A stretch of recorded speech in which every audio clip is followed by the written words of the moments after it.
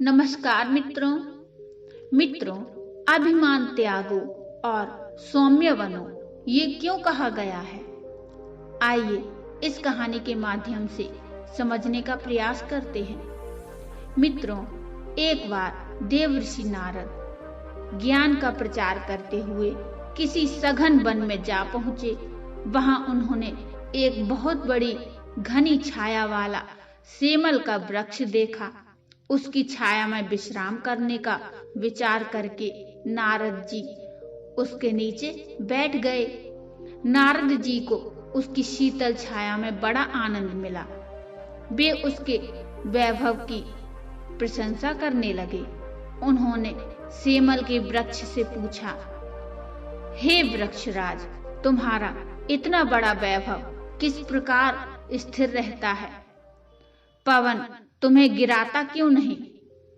अब सेमल के वृक्ष ने हंसते हुए कहा, हे देवर्षि, पवन का क्या सामर्थ्य कि वह मेरा बाल विवाह कर सके। वह किसी प्रकार भी मुझे नहीं गिरा सकता। नारद जी को लगा कि सेमल अभिमान के नशे में ऐसे वचन बोल रहा है। उन्हें उसका यह उत्तर उचित प्रतीत नहीं हुआ।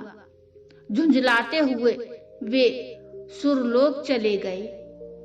देवताओं के लोक में जाकर नारद जी ने पवन देव से कहा, अमुक वृक्ष अभिमान पूर्वक वचन बोलता हुआ आपकी निंदा करता है, इसलिए उसका अभिमान दूर करना चाहिए।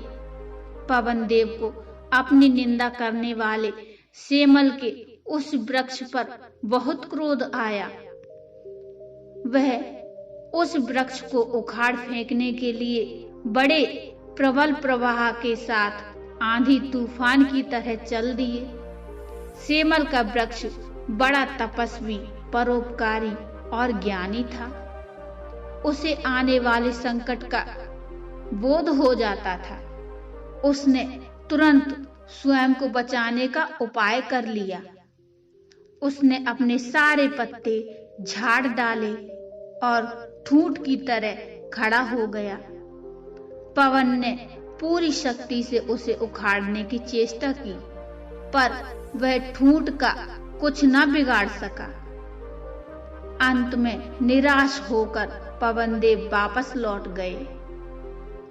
अब कुछ दिनों बाद नारद जी उस वृक्ष की दशा देखने के लिए फिर उसी वन में पहुंचे।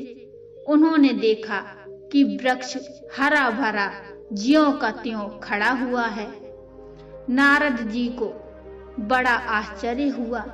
उन्होंने वृक्ष से पूछा, पवन देव ने तुम्हें उखाड़ फेंकने की पूरी शक्ति से कोशिश की, पर तुम तो ज्यों के त्यों खड़े हो, इसका क्या रहस्य है?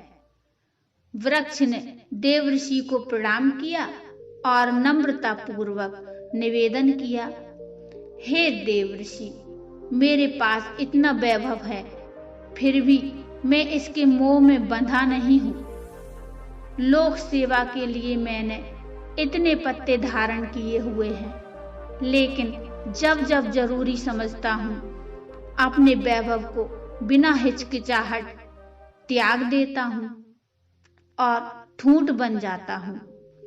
मुझे अपने वैभव पर गर्व नहीं है, ठूंठ होने का अभिमान भी नहीं है। इसीलिए मैंने पवन देव की उपेक्षा की। वे कर्म को श्रेष्ठ बता रहे थे। आप देख रहे हैं कि उसी कर्म योग के कारण मैं प्रचंड टक्कर सहता हुआ भी पहले की भांति खड़ा हूं।